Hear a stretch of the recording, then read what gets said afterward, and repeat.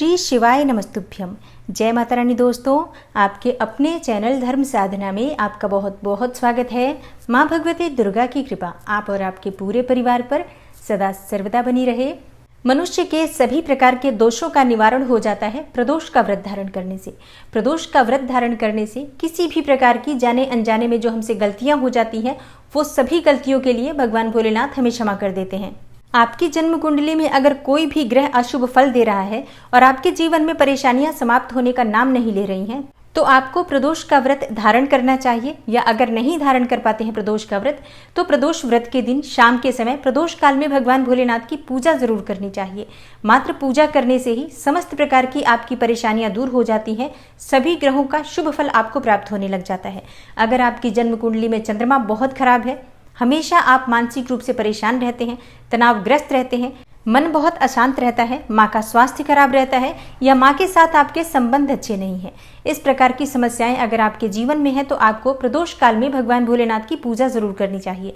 जिन दंपतियों की संतान प्राप्ति में बहुत अधिक बाधाएं आ रही हैं, बहुत अधिक परेशानियां हैं, काफी समय शादी को हो गया लेकिन अभी तक कोई संतति नहीं हुई, तो ऐसे में आपको प्रदोष व्रत जरूर धारण करना चाहिए। दोनों ही पति पत्नी अगर मिलकर भगवान भोलेनाथ की पूजा प्रदोष काल में करते हैं, प्रदोष व्रत के दिन व्रत धारण करते हैं, तब तो और भी अच्छी बात है। लेकिन अगर आप व्रत नहीं कर पाते हैं, किसी भी कारणवश मान लीजिए दोनों व्रत नहीं कर पाते हैं, तो पति या पत्नी में से कोई भी एक व्यक्ति व्रत कर ले और फिर विधिवत आप दोनों मिलकर पूजा आराधना करें, भगवान भोलेनाथ से प्रार्थना करें, तो निश्चित ही उत्तम संतान की प्राप्ति होती है। क्योंकि शास्त्रों के अनुसार प्रदोष का व्रत धारण करने से संतान प्राप्ति में आ रही समस्त बाधाएं दूर होती हैं, दाम्पत्य जीवन सुखमय होता है, मन चाहे जीवन साथी की प्राप्ति होती है, विवाह में आ रही बाधाएं दूर होती हैं, शीघ्र विवाह की कामना पूर्ण होती है, कर्ज से मुक्ति मिलती है, अपार धन संपदा की प्राप्ति होती है। मतलब जितनी भी चीजें मैं गिना दूं कम ही होगा, क्योंकि भगवान भोलेनाथ की शरण में जब हम जाते हैं तो किसी भी प्रकार की हमारी परेशानी हो, कोई भी समस्या हो, भगवान भोलेनाथ उसे अवश्य ही दूर करते हैं। और किसी भी प्रकार की हमारी मनोकामना हो, भगवान भोलेनाथ उसे जरूर पूर्ण करते हैं, अगर हम पूरे श्रद्धा भाव से, पूरे समर्पित भाव से भगवान भोलेनाथ की शरण में जाते हैं। तो आज की वीडियो में मैं आपसे बात करने वाली हूँ आश्विन मास के कृष्ण पक्ष के प्रदोष व्रत के बारे में। त्रयोदशी तिथि कब प्रारंभ होगी, कब समाप्त होगी, व्रत हमें कब धारण करना है और पूजा का शुभ मुहूर्त क्या होगा। आज हमें किस प्रकार से भगवान भोलेनाथ की पूजा करनी चाहिए, कौन सी प्रिय वस्तुएं उन्हें अर्पित करें, कौन सा उपाय करें जिससे कि भगवान भोलेनाथ की विशेष कृपा हमें प्राप्त हो, और जिस भी कामना से हम व्रत धारण कर रहे हैं या बिना व्रत किए भी पूजा कर रहे हैं, हमारी वो मनोकामना भगवान भोलेनाथ की कृपा से बहुत शीघ्र पूर्ण हो, इसके लिए आज विशेष क्या करना चाहिए, ये संपूर्ण जानकारी आपको आज की वीडियो में मैं शेयर करने वाली हूँ। तो वीडियो को पूरा जरूर देखिए, और अगर आपको आज की वीडियो अच्छी लगे तो इसे लाइक भी जरूर कीजिए।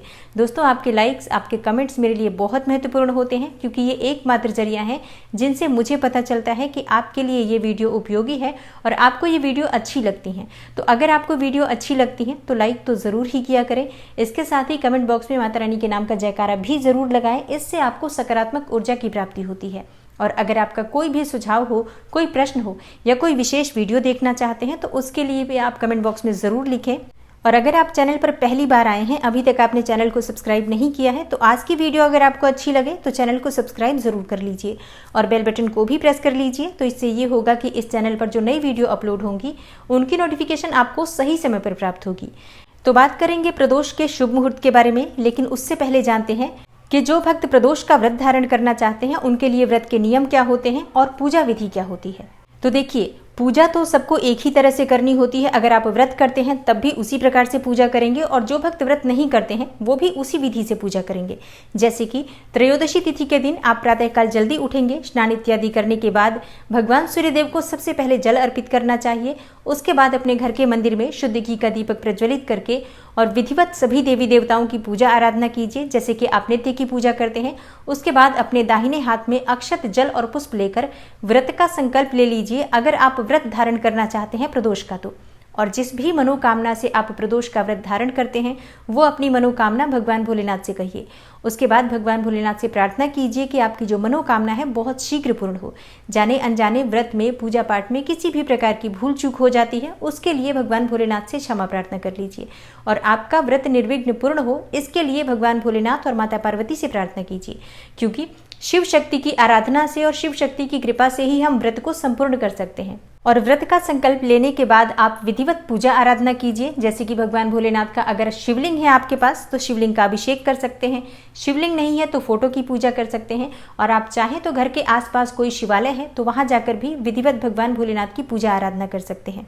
और जो भक्त व्रत करते हैं तो आप दिन में फलाहार ले सकते हैं या चाहे तो निर्जल व्रत भी धारण कर सकते हैं। बहुत से भक्त त्रयोदशी का व्रत मतलब प्रदोष का व्रत निर्जल भी धारण करते हैं और कई भक्त फलाहार से करते हैं। तो अगर आप फलाहार से कर रहे हैं तो आप कोई सा भी फल खा सकते हैं, जूस ले सकते हैं, दूध ले सकते हैं, फलों का रस ले सकते हैं, चाय, जल, ये सभी चीजें लेकर व्रत धारण कर सकते हैं। और अगर निर्जल व्रत करते हैं तब तो आप शाम की पूजा के बाद ही जल ग्रहण करेंगे। तो अपनी इच्छा के अनुसार, अपनी शारीरिक क्षमता के अनुसार आप व्रत धारण कीजिए। दिन भर आप भगवान भोलेनाथ के नाम और मंत्र का स्मरण करते रहिए और किसी भी प्रकार की निंदा, चुगली और क्रोध से बचिए, क्योंकि इन सभी कार्यों की वजह से आपके व्रत का प्रभाव कम हो जाता है। शाम के समय प्रदोष काल में विशेष पूजा होती है भगवान भोलेनाथ की, तो शाम को संध्या काल से पहले स्नान कर लीजिए और प्रयास कीजिए कि शाम की पूजा मतलब प्रदोष काल की पूजा आप किसी शिवालय में जाकर करें तो अत्यंत श्रेष्ठ होगा। अगर आपके घर के आसपास कोई भी मंदिर है, कोई भी शिवालय है तो आप जाकर वहां पर पूजा करें। अगर बिल्कुल भी मंदिर नहीं जा सकते हैं तब आप अपने घर में भी कर सकते हैं।